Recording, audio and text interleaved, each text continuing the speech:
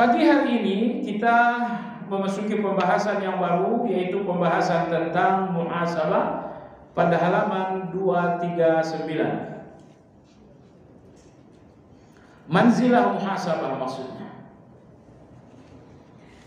Apa yang dimaksud dengan manzilah? Manzilah artinya adalah kedudukan atau perhentian. Halte itu dinamakan manzilah.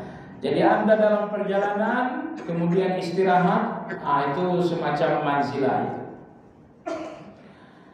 Baik jemaah sekalian, pada halaman 239 kata Imam Ibnu Qayyim rahimahullah taala, apabila seseorang telah sampai kepada tekad yang bulat, setelah yaqzah sadar, basirah ilmu, fikrah berfikir, lalu muncul azam tekad yang bulat.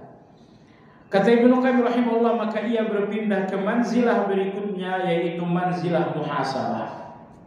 Fa idza azama qasduhu intaqala ila manzilatil muhasabah. Apabila seseorang telah penuh tekad melakukan sesuatu, Anda telah bertekad melakukan A, Anda telah bertekad melakukan B. Ketika segala sesuatunya telah menjadi tekad untuk menjadi satu tindakan, maka Ibnu Qayyim mengatakan kita membutuhkan berikutnya, yaitu al-muhasabah. Apa itu al-muhasabah? Dalam definisi beliau adalah at-tamyiz baina ma lahu wa ma alaihi. Muhasabah itu kata beliau adalah membedakan antara hak dan kewajiban. Membedakan antara hak dan kewajiban. Fayastashibu ma lahu wa yu'addi ma alaihi. Maka dia berpegang teguh dengan hak dan dia berjuang melakukan kewajiban. Antara Anda dengan Allah ada hak dan ada kewajiban. Bedakan antara hak dan kewajiban. Sebagian orang sibuk dengan hak dan mengabaikan kewajiban. Padahal semestinya sibuklah dengan kewajiban dan pasrahkan apa yang menjadi hak. Dalam bahasa tauhid, yang dimaksud dengan hak adalah rububiyah. Bahwa Allah memberikan Anda rezeki, bahwa Allah melindungi Anda, bahwa Allah memberikan selamat, bahwa Allah membahagiakan keluarga Anda. Semua yang datang dari Allah untuk Anda dinamakan dengan hak. Dan yang dimaksud dengan kewajiban adalah uluhiyah, yaitu ibadah. Anda harus salat, Anda harus puasa, Anda harus berzakat dan selanjutnya. Itu dinamakan dengan uluhiyah atau kewajiban. Jadi rezeki Allah, perlindungan Allah, pertolongan Allah ini hak. Sementara ibadah-ibadah Anda ini dinamakan dengan kewajiban. Pertanyaan jemaah sekalian, kesibukan hampir semua orang sibuk dengan hak atau sibuk dengan kewajiban?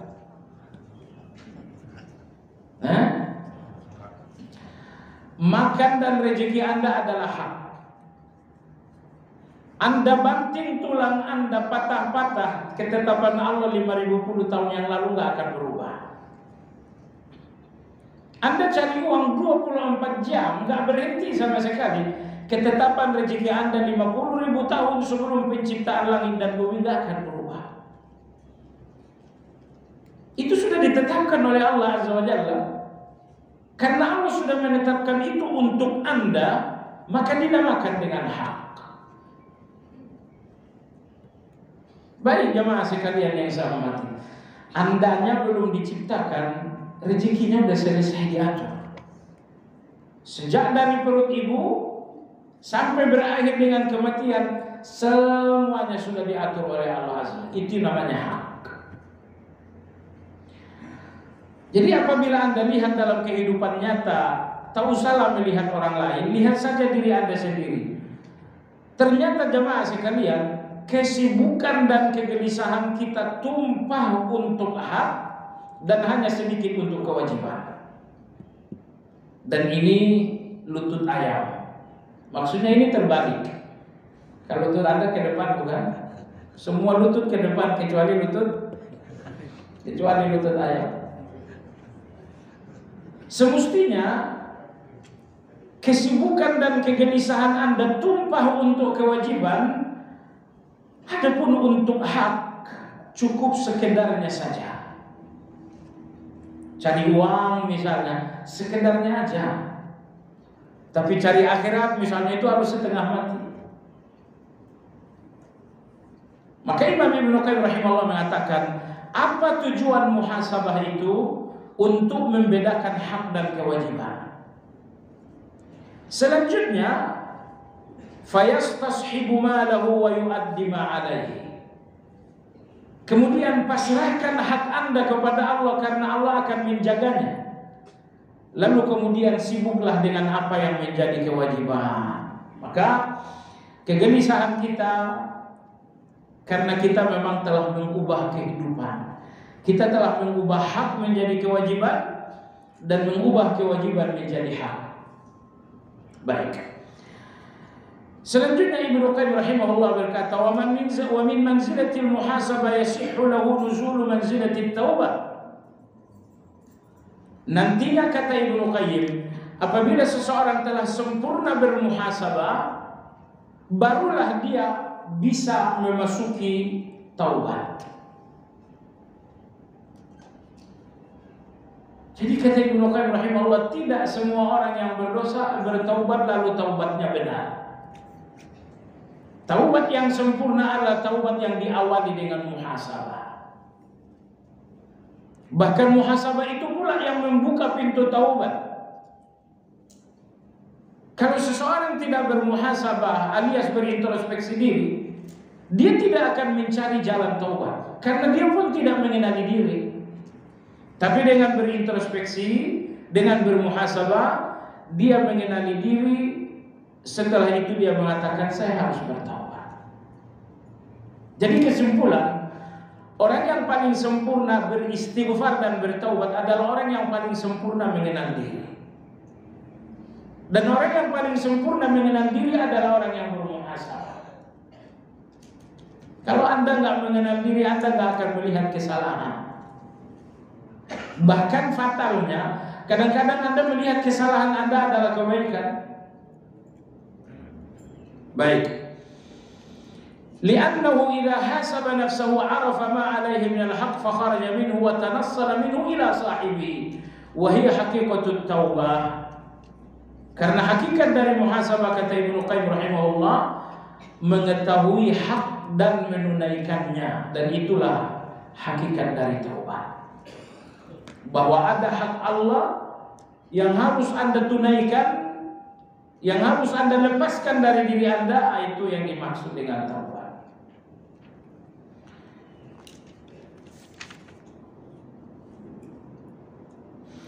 Halaman 240 yang benar ada bagian yang kedua. Wat tahqiq, dan yang benar, anna taubata baina muhasabatain. Bahwa taubat itu kata Ibnu Qayyim berada di antara dua muhasabah. Muhasabah sebelum taubat dan muhasabah sesudah taubat. Bermuhasabahlah sebelum taubat dan muhasabahlah setelah taubat. Karena taubat yang benar, taubat yang kokoh adalah taubat yang disanggah dengan dua muhasabah. Muhasabatun qablaha taqtadi wujubaha wa muhasabatun ba'daha taqtadi hifdhaha. Muhasabah sebelum bertaubat adalah muhasabah yang memperjalankan Anda menuju taubat. Kalau Anda tidak bermuhasabah, Anda tidak melihat kewajiban untuk bertaubat. Tapi setelah Anda melakukan muhasabah, maka Anda melihat bahwa taubat itu memang wajib. Muhasabah, Anda lihat diri Anda ternyata kotor sekali. Lalu Anda lihat Allah ternyata baik sekali. Setelah dengan kacamata muhasabah Anda melihat diri yang sangat kotor ini, maka Anda pun melihat taubat itu menjadi kewajiban. Inilah muhasabah yang pertama. Kita butuh muhasabah sebelum bertaubat agar kita melihat taubat itu adalah satu kewajiban. Selanjutnya, setelah bertaubat kita pun harus bermuhasabah lagi. Untuk apa? Agar taubat ini tetap terjaga. Maka orang-orang yang setelah bertaubat melepaskan muhasabah, taubatnya akan kembali lemah. Taubatnya akan kembali mundur. Jadi jamaah sekalian, kuatkan hati untuk taubat dengan muhasabah. Lalu kokohkan pula taubat itu dengan muhasabah juga. Muhasabah sebelum taubat, agar Anda benar-benar melihat taubat itu satu kewajiban. Dan muhasabah setelah taubat, agar taubat itu benar-benar kokoh dan tidak lagi mundur ke belakang. Selanjutnya Ibnu Qayyim rahimahullah mengutip ayat 18 dalam surat Al-Hasyr. Beliau mengatakan waqad dalla 'alal muhasabati qauluhu ta'ala, keharusan bermuhasabah ada pada firman Allah pada ayat 18 surat Al-Hasyr. Ya ayyuhalladzina amanu ittaqullah. Wahai orang-orang yang beriman, bertakwalah kepada Allah. Ketakwaan apa yang diminta dalam ayat ini? Wal tanzur nafsum ma qaddamat lighat. Hendaklah setiap orang atau setiap jiwa berfikir, merenung ma qaddamat lighad, apa yang telah dia perbuat untuk hari esok. Hendaklah setiap orang merenung, bermuhasabah apakah yang dia perbuat untuk esok. Penafsiran Ibnu Qayyim di sini sangat bagus. Beliau mengatakan, fa amara subhanahu al-'abda an yanzura ma qaddama lighad. Melalui ayat ini Allah menuntut orang-orang yang beriman agar melihat perbuatan-perbuatannya hari ini untuk esok harinya. Perhatikan perbuatan Anda hari ini untuk apa? Untuk esok hari.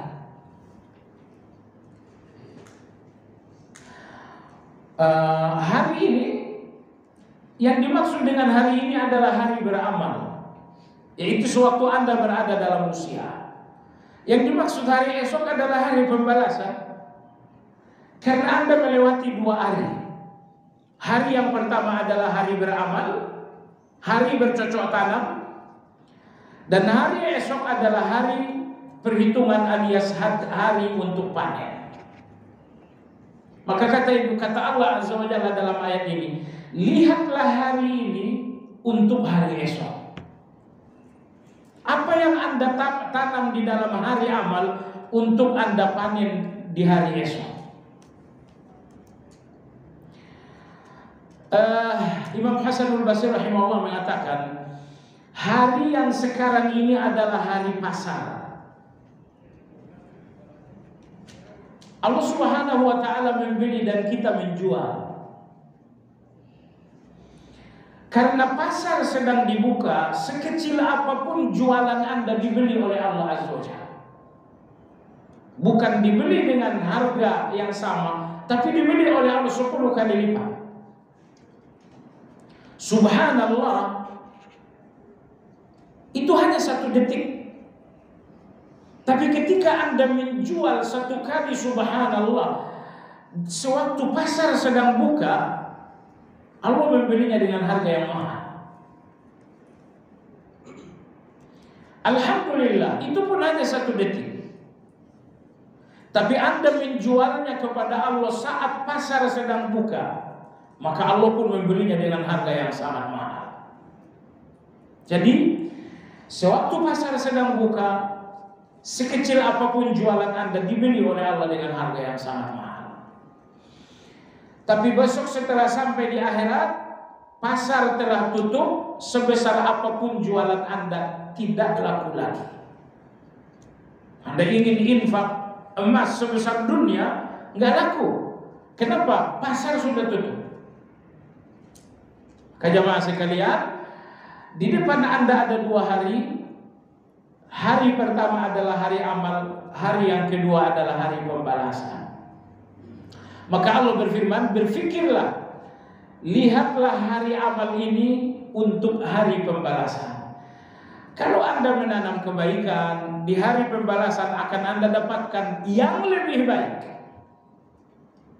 Tapi kalau sekarang Anda menanam keburukan, di hari pembalasan akan Anda dapatkan keburukan yang sama. Man jaa bil hasanati falahu khairum minha. Apabila di hari amal kalian menanam kebaikan, maka di hari pembalasan kalian dapatkan yang lebih baik daripada kebaikan kalian. Tapi siapa yang menanam kejahatan, nanti pada hari pembalasan dia akan dapatkan sesuai dengan kejahatan. Kata Ibnu Qayyim wan nazar, melihat yang dimaksud dalam ayat atau memperhatikan yang dimaksud dalam ayat, hal yasluhu ma qaddamahu an yalqallaha bihi aw la yasluh. Masya Allah. Kata Ibnu Qayyim, perhatikan yang dimaksudkan dalam ayat, maksudnya perhatikan apakah amal yang Anda miliki ini sudah layak untuk Anda menjumpai Allah Azza wa Jalla. Amal Anda ini, apakah ini sudah layak untuk Anda bertemu dengan Allah Azza wa Jalla? Tadi baru saja Anda sholat subuh. Ini sholat subuh ini layak enggak untuk Anda temukan di depan Allah Azza wa Jalla? Semalam Anda melakukan sholat isya. Sholat isya itu layak enggak untuk Anda bawa ke depan Allah Azza wa Jalla? Semua amal ini akan Anda bawa ke depan Allah. Maka muhasabah, kata Ibnu Qayyim, bahwa Anda berhitung, bahwa Anda berenung, apakah semua amal ini telah layak untuk dibawa ke depan Allah Azza wa Jalla. Wal maqsudu min hadzal nazar, kemudian tujuan lain dari memperhatikan yang dimaksudkan dalam ayat, karena dalam ayat Allah berfirman, wal tanzur nafsun, hendaklah setiap jiwa memperhatikan. Memperhatikan yang dimaksud ma yujibuhu wa yaqtadihi min kamalil isti'dad li yaumil ma'ad wa taqdimi ma yunajjihi min adzabillah. Memperhatikan yang Allah maksudkan dalam surat Al-Hasyr adalah memperhatikan sesuatu yang membuat Anda lebih sempurna untuk hari pembalasan. Di depan kita ada pembalasan jamaah sekalian, maka Anda perlu muhasabah agar Anda lebih siap untuk hari pembalasan itu. Di depan Anda akan ada hari perhitungan, maka dengan muhasabah Anda mengkaji diri Anda apakah Anda telah siap dihitung oleh Allah Azza wa Jalla. Baik. Hari pembalasan dalam surat Maryam ayat 39 dinamakan dengan Yaumul Hasrah. Maryam ayat 39 dinamakan dengan Yaumul Hasrah. Artinya adalah hari penyesalan. Allah berfirman, wa anzirhum yaumal hasrati idh qudiyal amr wa hum fi ghaflatin wa hum la yu'minun. Wahai Muhammad, peringatkanlah orang-orang ini bahwa di belakang mereka ada hari penyesalan. Idh qudiyal amr, ketika segala perkara diputuskan oleh Allah Azza wa Jalla. Jadi ketika perkara-perkara ini diputuskan oleh Allah, saat itulah semua orang akan menemukan penyesalan. Allah lihat sholat subuh Anda dan Allah akan memutuskan. Allah lihat sholat isya dan Allah akan memutuskan. Ini ayat 39 ini sebetulnya gini. Pada saatnya perkara-perkara Anda diputuskan oleh Allah, saat itu akan terjadi penyesalan. Dan penyesalan yang sesungguhnya adalah nanti di akhirat, bukan sekarang. Karena penyesalan sekarang adalah penyesalan yang masih bisa Anda perbaiki. Nah, adapun penyesalan Anda di akhirat adalah penyesalan tanpa ada waktu lagi untuk memperbaiki diri. Baik jamaah sekalian, maka Ibnu Qayyim mengatakan, kenapa bermuhasabah? Jawabannya, agar kita lebih siap untuk perhitungan di depan Allah Azza wa Jalla. Wa taqdimi ma yunajjihi min adzabillah wa yubayyid wajhahu 'inda Allah. Tujuan yang kedua bermuhasabah agar kita mempersiapkan apapun yang menjadi keselamatan. Di depan Allah Anda harus selamat. Dan sekaranglah saatnya Anda kumpulkan apapun yang menjadi keselamatan nanti. Wa yubayyid wajhahu 'inda Allah. Yang ketiga, Anda perlu bermuhasabah agar Anda bisa berjuang memutihkan wajah Anda di depan Allah Azza wa Jalla. Karena di depan Allah hanya ada dua wajah. Yauma tabyaddu wujuhun wa taswaddu wujuh. Ada orang yang wajahnya putih berseri dan ada orang yang wajahnya hitam dan sedih. Sekarang ini Anda sedang gembira saja. Dan di depan Allah Azza wa Jalla akan ada orang yang gembira dan akan ada orang yang sedih. Maka kata Ibnu Qayyim, inilah tujuan dari muhasabah. Ada 3. Kenapa bermuhasabah? Agar kita lebih mempersiapkan diri untuk perhitungan. Ini nomor 1. Yang kedua, kenapa kita harus bermuhasabah? Agar kita bisa mengumpulkan keselamatan yang lebih banyak. Nomor 3, kenapa bermuhasabah? Agar kita bisa berupaya agar wajah ini di depan Allah ceria, agar wajah ini di depan Allah gembira, agar wajah ini di depan Allah putih. Maka kalau Anda sedang melakukan salat dan kebaikan, katakan kepada Anda, ini salat ini insya Allah kegembiraanku di depan Allah. Ketika Anda misalnya zikir pagi, Anda katakan, ini salat ini insya Allah kegembiraanku di depan Allah Azza wa Jalla. Yang menggembirakan Anda di depan Allah adalah kebaikan-kebaikan. Qala Umar radhiyallahu anhu berkata, Pak, di sini halaman 240 di bawah, kata Umar, hasibu anfusakum qabla an tuhasabu wazinu qabla an tuzanu wa tazayyanu lil 'ardil akbar. Ini 3 nasihat Umar radhiyallahu anhu. Kata beliau, hitunglah diri kalian sebelum Allah yang menghitungnya. Hitung diri kalian sebelum Allah yang akan menghitung kalian. Wazinu anfusakum qabla an tuzanu. Timbanglah diri kalian sebelum Allah yang akan menimbang. Maksudnya menimbang amal. Jadi bukan timbangan badan gitu kan. Timbang-timbanglah amal kalian sebelum amal itu Allah yang akan timbang. Wa tazayyanu lil 'ardil akbar. Beliau mengatakan, siapkan perhiasan kalian untuk hari yang agung di depan Allah Azza wa Jalla. Hitung-hitunglah amal kalian sebelum Allah yang menghitung. Timbang-timbanglah amal kalian sebelum Allah menimbang.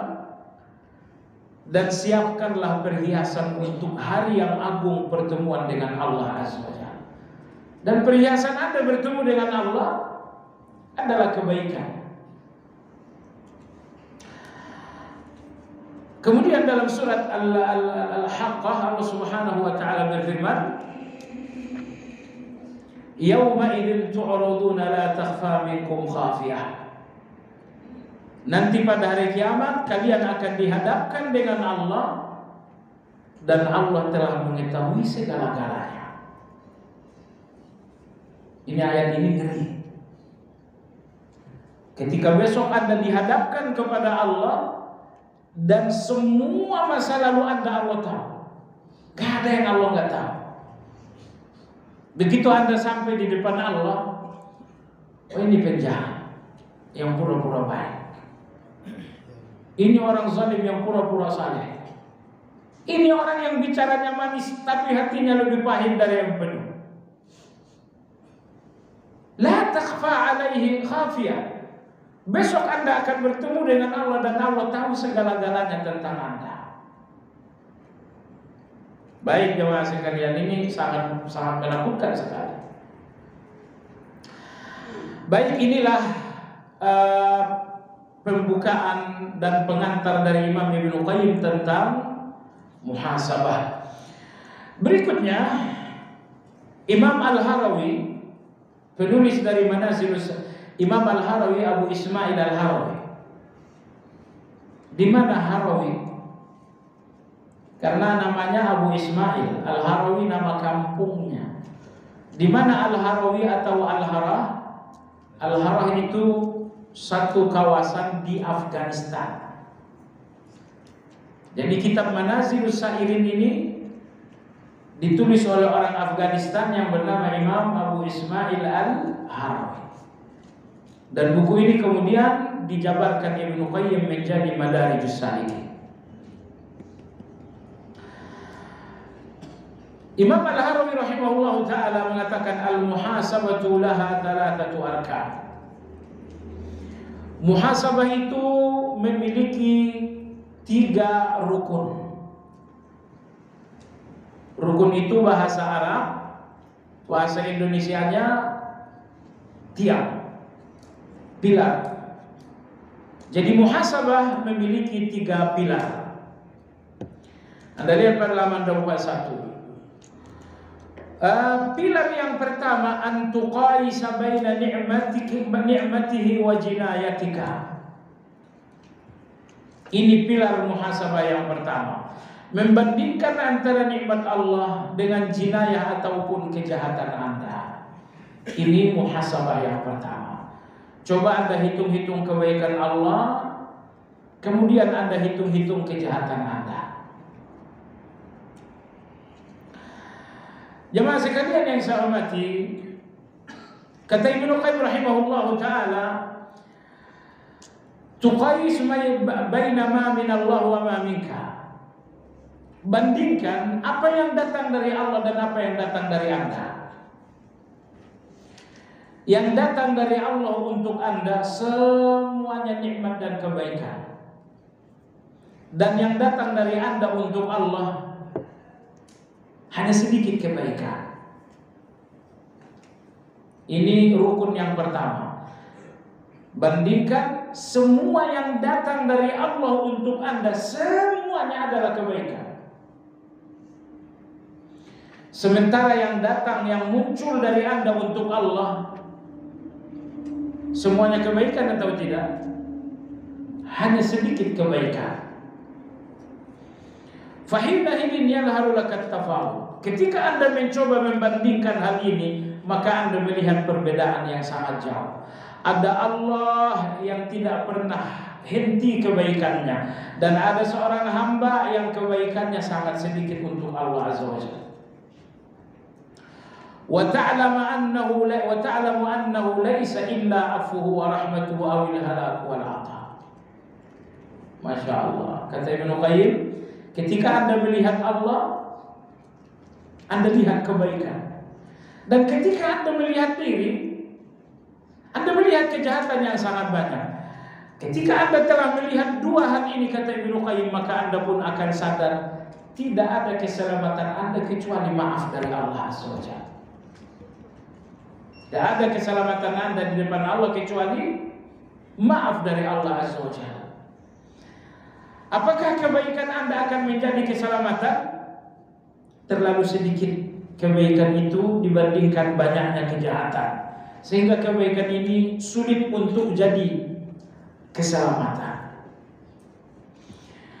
Oleh sebab itu jemaah sekalian, ada satu doa, saya kira di majelis ini saya perlu sampaikan. Seorang laki-laki menjumpai Nabi Shallallahu Alaihi Wasallam, beliau mengatakan, wah zunubah, ya Rasulullah, duhai dosaku. Ya Rasulullah, bagaimana dengan dosaku? Kata Nabi Shallallahu Alaihi Wasallam, ucapkanlah Allahumma maghfiratuka awsa'u min dhunubi wa rahmatuka arja indi min amali. Ya Allah, ampunanmu pasti lebih besar daripada dosaku, dan kasih sayangmu lebih menjadi optimismeku dibandingkan amalku. Kata Nabi, kamu sudah hafal? Laki-laki ini mengatakan, Allahumma maghfiratuka awsa'u min dhunubi. Ya Allah, ampunanmu pasti lebih besar daripada dosaku. Wa rahmatuka arja indi min amali. Kasih sayangmu lebih aku harapkan daripada amal-amalku. Kata Nabi ulangi yang kedua kali, Allahumma maghfiratuka awsa'u min dhunubi wa rahmatuka arja indi min amali. Kata Nabi SAW ulangi yang ketiga. Laki-laki ini mengatakan, Allahumma maghfiratuka awsa'u min dhunubi wa rahmatuka arja indi min amali. Setelah laki-laki tadi mengulang 3 kali, kata Nabi SAW, qum faqad ghafarallahu lak. Pulanglah, dosamu sudah diampuni oleh Allah Azza wa Jalla.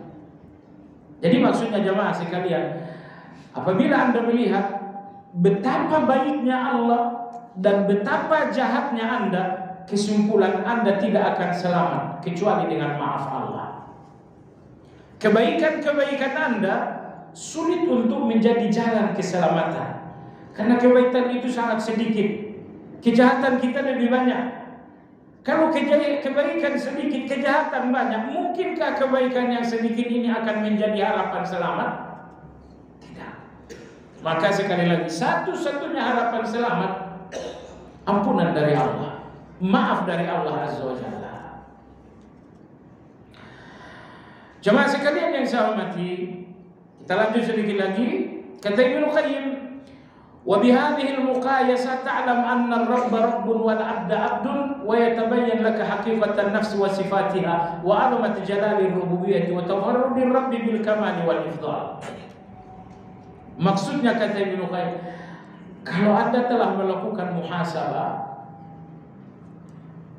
maka Anda akan melihat Allah, maka Anda akan mengenal hakikat diri Anda, dan Anda pun akan melihat hakikat Allah Azza wa Jalla. Anda akan melihat hakikat diri Anda dan seluruh sifat-sifat diri Anda, dan Anda pun akan mengenali hakikat Allah dengan segala keagungan Allah. Ini sifat-sifat kita, tabiat kita, karakter kita membutuhkan muhasabah untuk Anda kenali. Kalau Anda nggak bermuhasabah, Anda nggak mengenali karakter diri Anda, sifat-sifat Anda. Kalau Anda nggak muhasabah, Anda nggak tahu bagaimana cara Anda berbicara. Jadi kesimpulan, muhasabah untuk mengenali diri dan untuk mengenal Allah Subhanahu wa Ta'ala. Fa innaka wa anta qabla hadhihi al-muhasabah jahilun bihaqiqati nafsika wa bi rububiyyati fatiriha. Karena tanpa muhasabah, kata Ibnu Qayyim, Anda nggak akan mengenal diri. Dan tanpa muhasabah Anda pun tidak mengenali Allah Azza wa Jalla. Dan ini kemalangan yang sangat luar biasa, bahwa seseorang tidak mengenali diri dan tidak pula mengenali Allah. Semua orang yang mengatakan mengenal diri hanya mengenal dirinya sebatas darah dan daging. Nama saya fulan, bapak saya fulan, ibu saya fulana, tinggal di sini. Hanya sebatas itulah Anda mengenal diri. Mengenal diri sebatas darah dan daging itu nggak perlu. Itu nggak dibutuhkan dalam perjalanan menuju surga. Mengenal diri yang dibutuhkan adalah kenali hati Anda. Kenali kejahatan-kejahatan dalam hati itu, dan kenali pula kebaikan-kebaikan yang ada di dalam. Ingat jamaah sekalian, pada dasarnya kita jahat. Pada dasarnya kita jahat. Pada dasarnya kita tersesat. Kebaikan itu sesuatu yang dipelajari. Makanya Allah berfirman dalam surat Ad-Duha, wa wajadaka dhallan fahada. Allah menemukanmu tersesat, lalu Allah berikan hidayah.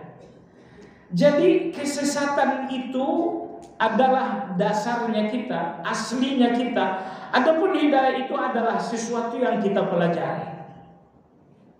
Kesesatan itulah yang tertanam dalam diri kita. Kebaikan itu sesuatu yang dipelajari di luar. Kalau kita tidak banyak belajar kebaikan, tentu kejahatan dan kesesatan itu yang akan dominan.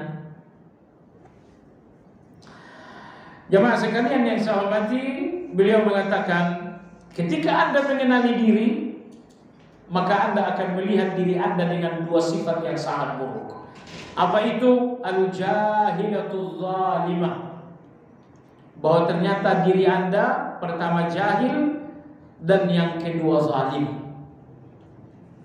Jahil tidak tahu kebenaran, setelah tahu kebenaran zalim. Di mana baiknya Anda? Sekali lagi, di mana Anda dinamakan baik? Dalam hal ini Anda nggak paham. Persoalan yang kedua, Anda paham tapi dilanggar. Lantas di mana posisi Anda dinamakan baik? Persoalan 1, 2, 3, 4, 5, oh saya nggak ngerti. Persoalan 5, 6, 7, 8, 9, 10, itu saya ngerti tapi saya langgar. 50% Anda nggak ngerti, 50% Anda ngerti tapi dilanggar. Lantas di mana baiknya Anda, jemaah sekalian? Apa yang Anda nggak ngerti, tentu itu bukan kebaikan. Apa yang Anda ngerti lalu dilanggar, itu pun bukan kebaikan. Di mana Anda baik? Dulunya Anda nggak ngerti sholat. Dalam kondisi Anda nggak ngerti sholat, Anda nggak dinamakan orang baik karena Anda nggak ngerti. Tapi begitu Anda ngerti sholat, ternyata dilanggar sholatnya juga. Lagi-lagi Anda tetap tidak dinamakan baik. Maka ini di akhir surat Al-Ahzab Allah berfirman, wa kana al-insanu zaluman jahula. Rata-rata manusia zalim dan jahil. Ini dua hal ini pun, kalau dua hal ini terhimpun dalam diri seseorang, dia telah menghimpun segala kejahatan. Banyak kebaikan yang dia nggak tahu, itu keburukan. Dan banyak kebaikan yang dia tahu tapi dilanggar, itu adalah keburukan juga. Makanya Allah berikan dua selama, wa tawasau bil haq, wa tawasau bis sabar. Anda membutuhkan wa tawasau bil haq untuk menghilangkan tidak mengerti jadi mengerti. Wa tawasau bis sabar, dan Anda butuh kesabaran agar apa yang Anda mengerti lalu Anda jalankan dengan baik. Baik jemaah sekalian yang saya hormati, inilah rukun muhasabah yang pertama, yaitu merenung kebaikan-kebaikan Allah dan kejahatan-kejahatan diri. Kalau kebaikan Anda nggak usah direnung, nanti Anda jadi ujub. Yang perlu Anda renung adalah kejahatan. Kejahatan Anda ada dua. Kejahatan yang murni kejahatan, seperti ghibah. Ghibah itu kejahatan bukan? Jemaah sekalian, saya ini benci, tapi Anda kan nggak benci. Begitu saya ghibah, kebencian saya ini menular ke Anda, menular ke orang ketiga, menular ke orang keempat. Wajar kalau dalam agama ghibah itu dosa besar, karena ghibah itu menularkan kebencian kepada orang lain. Kalau saya tidak ghibah, kebencian itu hanya ada dalam satu orang, yaitu saya. Tapi ketika saya ghibah, kebencian ini kemudian menular fulan. Baik, kejahatan Anda ada dua. Pertama, kejahatan Anda yang murni kejahatan, berdusta, ghibah dan lain-lain. Kejahatan yang kedua adalah kebaikan yang tidak disempurnakan. Kebaikan tapi bahwa tidak disempurnakan, bukankah itu kejahatan? Ini dua kejahatan kita. Kadang-kadang kejahatan kita adalah kejahatan murni. Yang kedua, kejahatan kita yang kedua adalah kebaikan yang memang tidak disempurnakan. Sholatnya tidak disempurnakan, zuhur masuk jam 12 dan dia baru sholat di jam 2:30. ini kebaikan, tapi kebaikan yang tidak disempurnakan. Di sini ada nilai kejahatan juga. Nah, jadi kalau Anda melihat kejahatan-kejahatan murni dan kejahatan yang kedua berupa kebaikan yang Anda gak sempurnakan, hasilnya kebaikan Anda yang benar-benar baik itu sangat sedikit. Kebaikan Anda yang benar-benar baik 100% itu sangat sedikit. Nah, jamaah sekalian yang saya hormati, karena yang mayoritas dari kita adalah kejahatan murni. Ini sangat banyak sekali. Dan yang kedua, kejahatan dalam kebaikan karena tidak disempurnakan. Ini pun banyak sekali. Yang sedikit adalah kebaikan yang disempurnakan, itu sangat sedikit. Baik jamaah sekalian yang saya hormati, berikutnya Imam Ibnu Qayyim rahimahullah mengatakan, bagaimana Anda melakukan muhasabah yang pertama ini? Muhasabah untuk mengenal Allah, muhasabah untuk mengenal diri. Ini muhasabah yang pertama. Bagaimana Anda melakukannya? Beliau mengatakan Anda membutuhkan 3 hal. Insya Allah itu akan kita kaji pada pertemuan yang akan datang insya Allah ta'ala. Ya, sampai di sini. Mudah-mudahan minggu ini kajian muhasabah bisa saya rangkum, karena ini sangat panjang sekali. Bagi Anda yang ingin bertanya, dipersilakan.